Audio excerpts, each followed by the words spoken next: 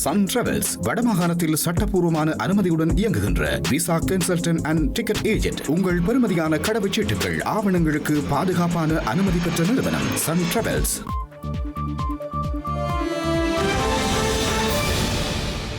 வணக்கம். இது ஐபிசி தமிழின் இரவு நேர பிரதான செய்திகள். முதலில் தலைப்புச் செய்திகள்.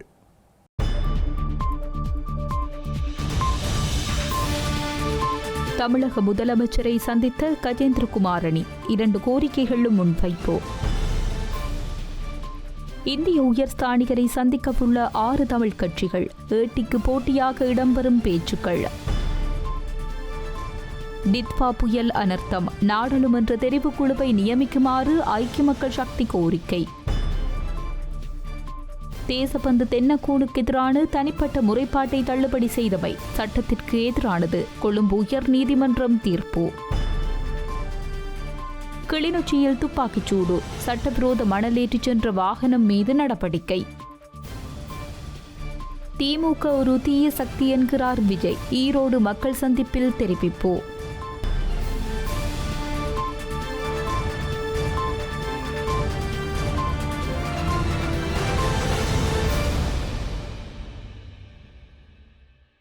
இனி தொடர்வது விரிவான செய்திகள்.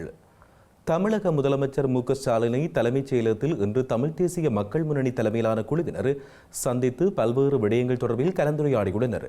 இதன்பொழுது தமிழக முதலமைச்சர் ஸ்டாலினுக்கு 2 கோரிக்கை கடிதங்கள் கையளிக்கப்பட்டுள்ளன.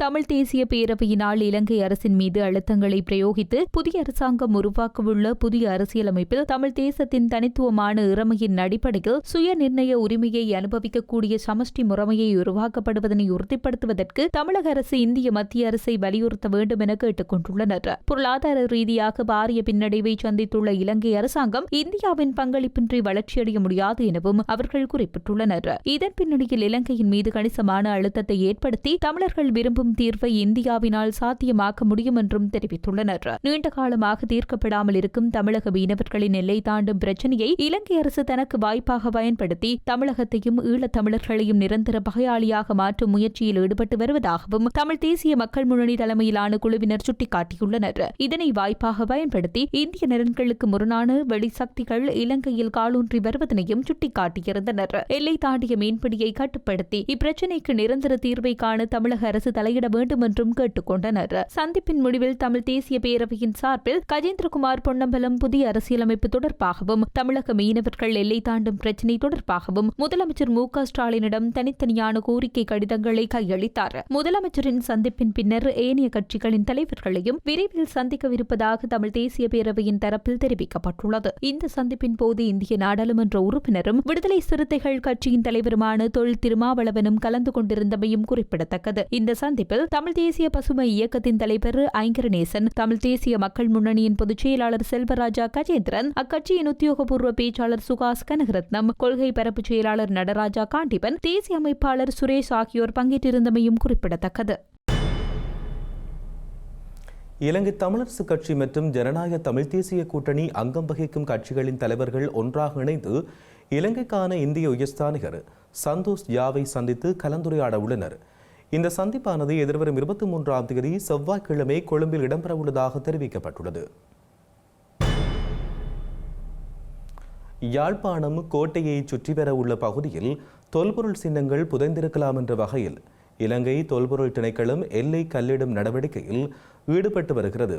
இதனால் முற்றவழி மைதானத்துக்குள் நுழைய முடியாதவாறு எல்லைகள் நாட்டப்பட்டுள்ளதாக யாழ்ப்பாண மாநகர சபை உறுப்பினர் ரத்னம் சதீஷ் தெரிவித்துள்ளார். வீதி அபிவிருத்தி அதிகார சபையின் எல்லைக்கல்லில் அளவிற்கு குறித்த எல்லையை எடுமாறு தாம் கோரியதாகவும் ரத்னம் சதீஷ் தெரிவித்துள்ளார். தொல்லியல் திணைக்களம் குறித்த பகுதியை தங்களுக்குரிய பிரதேசம் என்றும் வீதி அபிவிருத்தி அதிகார சபை மாநகர சபை உள்ளிட்ட அனைத்து தரப்பினரிடமும் அனுமதி எடுத்த பின்னரே இவ்வாறு எல்லைக்கல் நாட்டுவதாகவும் அவர்கள் தெரிவித்துள்ளதாகவும் சுட்டிக்காட்டியுள்ளார். வீரசிங்கம் மண்டபத்திற்கு முன்னால் உள்ள தமிழ் ஆராய்ச்சி படுகொலை நினைவேந்தல் தூபியில் நினைவேந்தல் செய்வது வழமை எனவும் அந்த வளாகத்திற்குள்ளே சென்று நாங்கள் நினைவேந்தல் செய்ய வேண்டும் எனவும் ஆகையால் அந்த பகுதியை விட்டு எல்லையிடுமாறும் கோரியுள்ளதாக அவர் தெரிவித்துள்ளார். அதன்படி சிறிய ஒரு வாயில் விட்டு எல்லைக்கல் நாட்டப்பட்டுள்ளதாகவும் வாயிலுக்கு கதவு போடுமாறு அவர்கள் தெரிவித்துள்ளதாகவும் அவர் குறிப்பிட்டுள்ளார். இது தொல்பொருள் திணைக்களத்தின் பகுதி ஆகியால் யாரும் இதனை தடுக்க முடியாது என்று அவர்கள் தெரிவித்ததாகவும் யாழ் மாநகர சபை இதுகுறித்து விரைந்து நடவடிக்கை எடுக்க வேண்டும் எனவும் அவர் மேலும் தெரிவித்துள்ளார். இலங்கையில் புயல் அனர்த்தங்களால் பாதிக்கப்பட்டவர்களின் வாழ்வாதாரத்தை மீள கட்டியெழுப்புவதற்காக 500 பில்லியன் ரூபாய் குறைநிரப்பு மதிப்பீட்டு பிரேரணை ஸ்ரீலங்கா பிரதமர் ஹரணி அமரசூரியவால் நாடாளுமன்றில் இன்று சமர்ப்பிக்கப்பட்டுள்ளது.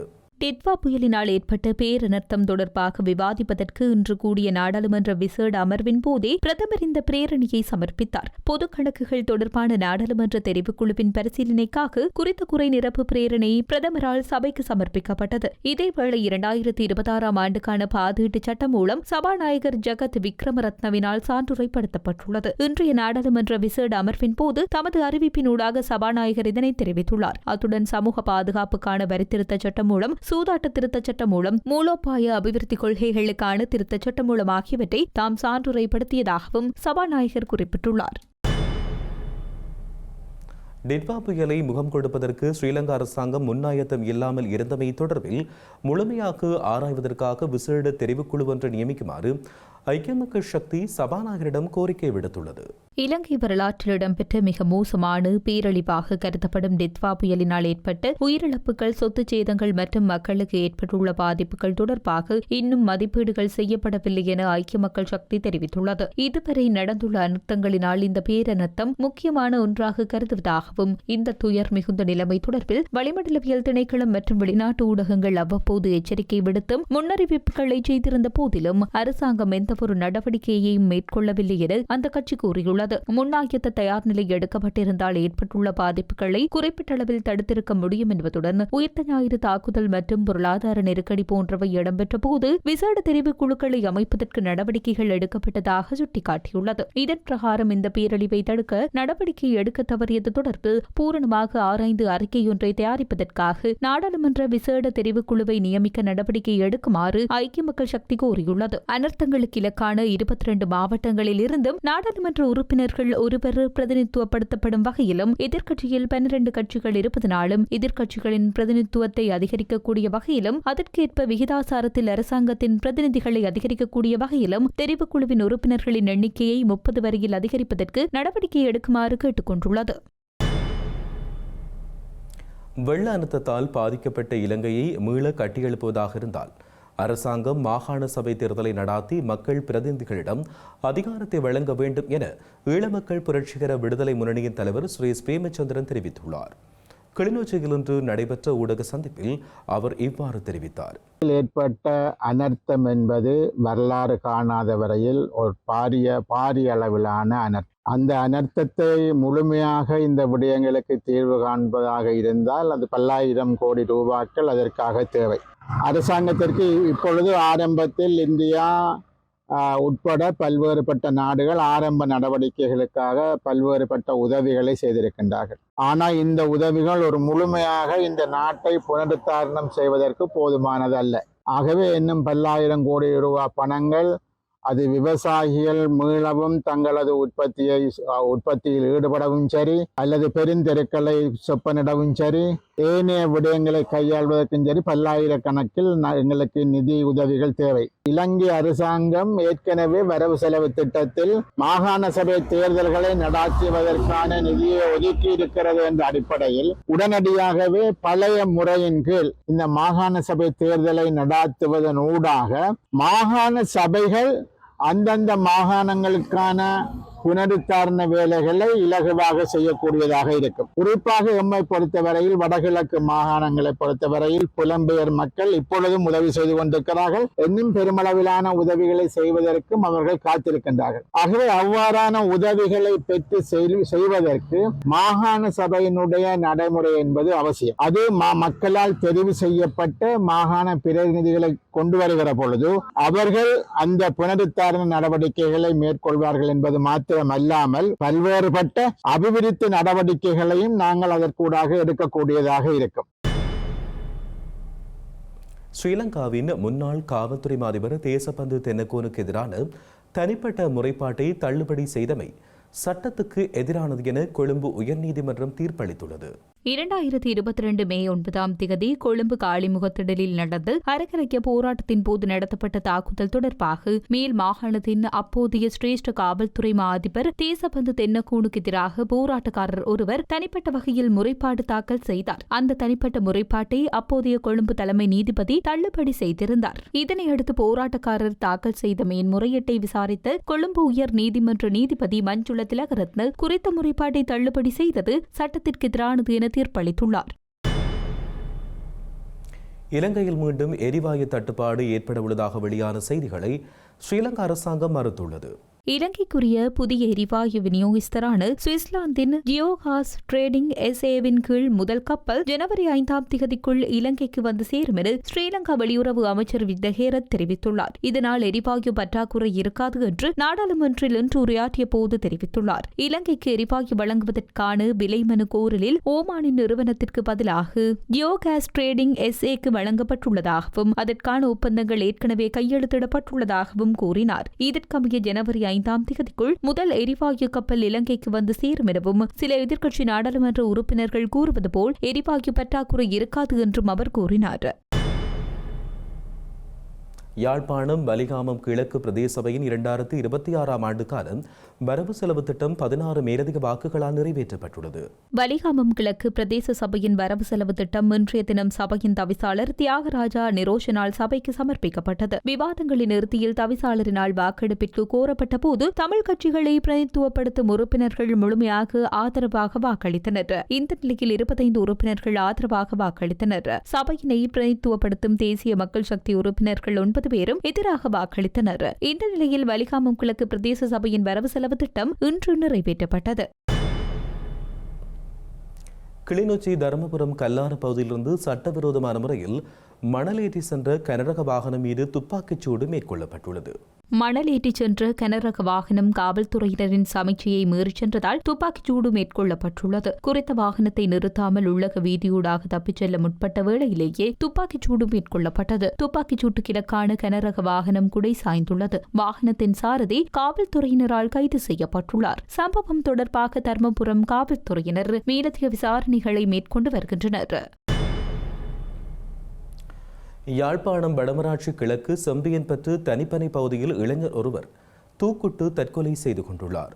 சம்பவம் தொடர்பில் மருதங்கேணி காவல்துறைக்கு தகவல் அளிக்கப்பட்டதை அடுத்து காவல்துறையினரே மேலதிக விசாரணைகளை முன்னெடுத்து வருகின்றனர். குறித்த சடலம் உடல்கூறு பரிசோதனைக்காக கிளிநொச்சி வைத்தியசாலைக்கு அனுப்பி வைக்கப்பட்டுள்ளதாக தெரிவிக்கப்படுகிறது. திமுக ஒரு தீய சக்தி என்றும் தமிழக வெற்றிக் கழகம் ஒரு தூய சக்தி என்றும் ஈரோடு மக்கள் சந்திப்பு கூட்டத்தில் நடிகர் விஜய் தெரிவித்துள்ளார். மக்கள் எல்லாவற்றினையும் உன்னிப்பாக கவனித்துக் கொண்டிருக்கிறார்கள் எனவும் அதனால் உங்களுக்கு நீங்கள் கொள்ளையடித்து வைத்திருக்கும் காசுதான் துணை எனவும் தனக்கு என் மீது எல்லையில்லா அன்பு வைத்திருக்கும் மக்கள் தான் துணை என்றும் அவர் கூறினார். அத்துடன் தமது அரசியல் எதிரி கொள்கை எதிரி திமுக எனவும் எதிரிகள் யார் என்று சொல்லிவிட்டு களத்துக்கு வந்துள்ளதாகவும் அவர் தெரிவித்தார். அதனால் களத்தில் இருப்பவர்களையே எதிர்ப்போம், களத்தில் இல்லாதவர்களையும் களத்திற்கு சம்பந்தம் இல்லாதவர்களையும் எதிர்க்கும் யோசனை இல்லை என்றும் அவர் தெரிவித்தார். செய்திகளின் நிறைவாக மீண்டும் தலைப்புச் செய்திகள்.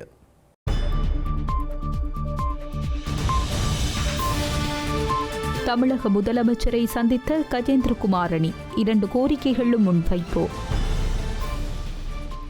இந்திய உயர்ஸ்தானிகரை சந்திக்கவுள்ள 6 தமிழ் கட்சிகள் ஏட்டிக்கு போட்டியாக இடம்பெறும் பேச்சுக்கள்.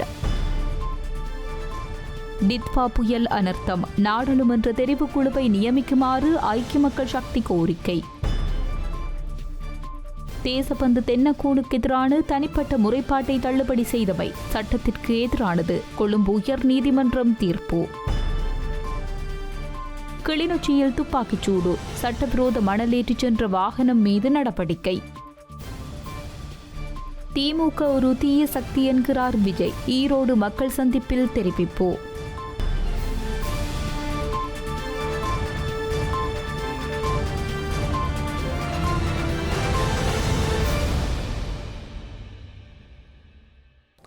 இத்துடன் ஐபிசி தமிழின் இரவு நேர பிரதான செய்திகள் நிறைவு பெறுகிறது.